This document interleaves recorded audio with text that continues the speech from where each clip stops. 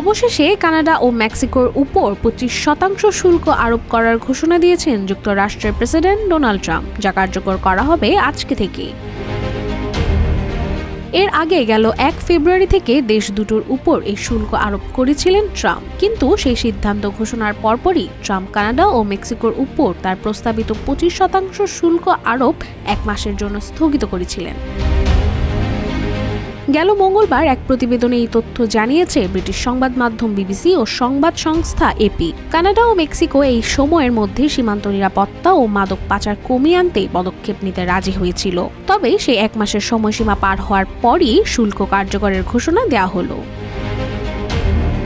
এদিকে বিবিসি জানায়, কানাডা এবং মেক্সিকোর বিরুদ্ধে 25% মার্কিন শুল্ক মঙ্গলবার থেকে কার্যকর হবে বলে প্রেসিডেন্ট ডোনাল্ড ট্রাম্প জানিয়েছেন।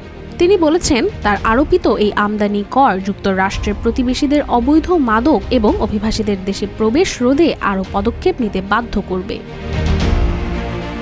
অন্যদিকে ট্রাম্প আমেরিকার 2 বৃহত্তম ব্যবসায়িক অংশীদারের উপর শুল্ক আরোপ নিশ্চিত করার পরে অস্থিরতা দেখা দিয়েছে বাজারে। এছাড়া যুক্তরাষ্ট্রে ফেন্টানিলের প্রবাহ বন্ধ করার জন্য বেইজিং যথেষ্ট কাজ করছে না এমন অভিযোগের প্রতিক্রিয়ায় চীন পণ্য আমদানির উপরও 10% শুল্ক আরোপ করা হবে বলে প্রত্যাশা করা হচ্ছে। গেল মাসে ট্রাম্প আরোপিত শুল্ক ছাড়াও বাড়তি এই শুল্ক আরোপ হবে এবং এর ফলে চীনের পণ্যের উপর শুল্ক 20% নিয়ে যাবে। 3টি দেশের মতে তারা শুল্কের জবাবে যুক্তরাষ্ট্রের বিরুদ্ধে প্রতিশোধ নেবে এবং এতে বাণিজ্য যুদ্ধের সম্ভাবনা আরও বৃদ্ধি পাবে। এদিকে বিশ্লেষকরা মনে করছেন, আমেরিকান ভোক্তারা সম্ভবত কিছু পণ্য ক্রয়ের ক্ষেত্রে উচ্চ ব্যয়ের মুখোমুখিও হবেন।